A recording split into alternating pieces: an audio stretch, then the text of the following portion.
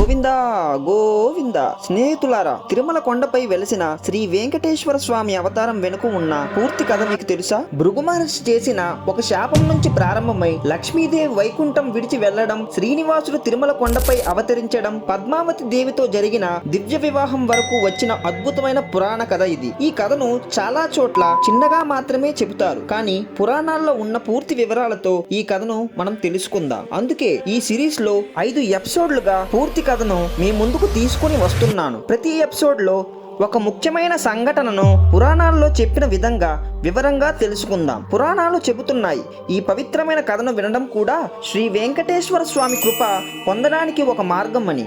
అయితే మన కథ ఇప్పుడు ప్రారంభమవుతుంది. పురాతన కాలంలో ఒకసారి అనేక మంది మహర్షులు పవిత్రమైన అడవిలో ఒక చోట కూడబడ్డారు. ఆ పవిత్రమైన ప్రదేశమే నైమిషారణ్యం. పెద్ద పెద్ద వృక్షాలు ఆకాశాన్ని తాకుతున్నాయి. పక్షుల కిలకిల రావాలు అడవంతా మారుమ్రోగుతున్నాయి. చుట్టూ పవిత్రమైన వాతావరణం. ఇది దేవతలు కూడా పూజించే పవిత్ర స్థలం. అక్కడ అనేక మంది మహర్షులు చేరుకున్నారు. వశిష్ఠ మహర్షి, కశ్యప మహర్షి, అత్రి మహర్షి, మరెందరో మహర్షులు అక్కడ సమకూరారు. వారి మనస్సులో ఒకే ఆలోచన, ప్రపంచంలో ధర్మం నిలవాలి అని. కాలం మారుతుంది, ధర్మం తగ్గిపోతున్న కాలం దగ్గర పడుతుంది. అది కలియుగం ప్రారంభానికి ముందు సమయం. ఈ విషయాన్ని గమనించిన మహర్షులు ప్రపంచంలో శాంతి నెలకొనాలని సంకల్పించారు.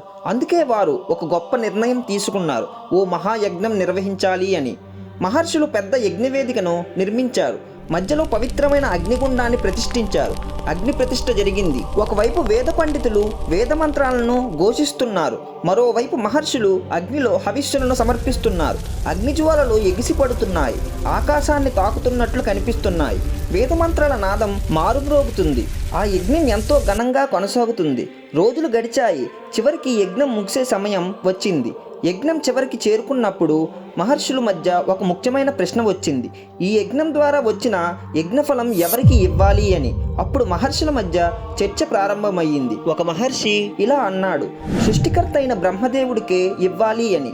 వెంటనే మరో మహర్షి అన్నాడు, కాదు, జగత్తును కాపాడేది మహావిష్ణువు, అందుకే విష్ణువే అత్యున్నతుడు. మూడవ మహర్షి ఇలా అన్నారు, లయకర్త అయిన శివుడు లేకపోతే సృష్టి క్రమం నిలవదు అని. ఇలా మహర్షుల మధ్య చర్చ చాలాసేపు సాగింది. ప్రతి ఒక్కరూ తమ అభిప్రాయాన్ని చెప్పారు, కానీ ఒక నిర్ణయం మాత్రం రాలేదు. చివరికి మహర్షులు ఒక నిర్ణయం తీసుకున్నారు. మాటలతో కాదు, పరీక్ష చేసి తెలుసుకోవాలి అని. త్రిమూర్తుల్లో ఎవరు అత్యున్నతులో పరీక్ష ద్వారా తెలుసుకోవాలి అని. ఆ పరీక్ష చేయడానికి ఒక మహర్షిని ఎన్నుకున్నారు. ఆయన ఎవరో తెలుసా? భృగు మహర్షి. భృగు మహర్షి తపస్సు చాలా గొప్పది. ఆయనకు 3 లోకాల్లో ప్రయాణించే దివ్యశక్తి ఉంది. దేవతలను కూడా పరీక్షించే ధైర్యం ఉంది. అందుకే మహర్షులు ఆయన్ను ఈ బాధ్యతకు ఎన్నుకున్నారు. మహర్షుల ఆజ్ఞను స్వీకరించిన భృగు మహర్షి కొన్ని క్షణాలు కళ్ళు మూసుకొని ధ్యానం చేశాడు. తన మనస్సులో ఇలా అనుకున్నాడు, మహర్షులు నాకు ఒక గొప్ప బాధ్యతను ఇచ్చారు. త్రిమూర్తుల్లో ఎవరు అత్యున్నతులో తెలుసుకోవాలి. అలా సంకల్పించిన భృగు మహర్షి తన తపోశక్తితో ఆకాశ మార్గంలో ప్రయాణం ప్రారంభించాడు. లోకాలన్నీ దాటి ప్రయాణిస్తూ చివరకు ఆయన చేరుకున్నాడు బ్రహ్మలోకం. బ్రహ్మలోకం ఒక దివ్యమైన లోకం. అక్కడ ప్రకాశం ఎక్కడ చూసినా మెరిసిపోతుంది. దివ్య కమలాలు వికసిస్తున్నాయి. దేవతలు సంచరిస్తున్నారు. దివ్య సంగీతనాదం వినిపిస్తుంది. ఈ లోక మాధ్యంలో కమలాసనంపై కూర్చున్నాడు సృష్టికర్త బ్రహ్మదేవుడు. ఆయన వేదాలను పారాయణం చేస్తున్నాడు. సృష్టి క్రమాన్ని పరిశీలిస్తున్నాడు. దేవతలకు ఉపదేశం చేస్తున్నాడు.